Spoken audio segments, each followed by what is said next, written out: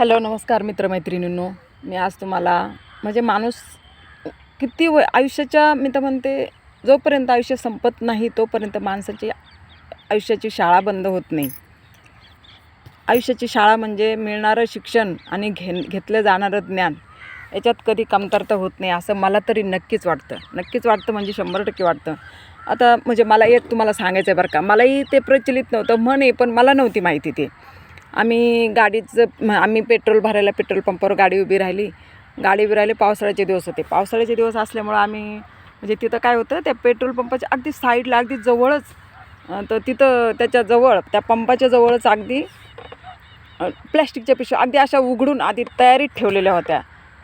होतं. तर मला काही माहीत नव्हतं ते कशासाठी ठेवल्यात, काय ठेवल्यात. मला शंका वाटली म्हणून मी विचारलं त्या जे पेट्रोल भरणारे होते दादा, त्यांना विचारलं मी. म्हटलं, काय हो दादा, ह्या अशा पिशव्या असं का हे करून ठेवल्यात एकदमच? तर म्हणजे तो माणूस हिंदी बोलणारा होता. तो माणूस म्हणजे ते दादा बोलले मला की म्हणे, ताई, डर मालिक को नौकर बना देता है, डर मालिक को नौकर बना देता है और इसका नतीजा ये है कि संकट आने से पहले ही सज्ज रहना है. ऐसी सीख है इसमें.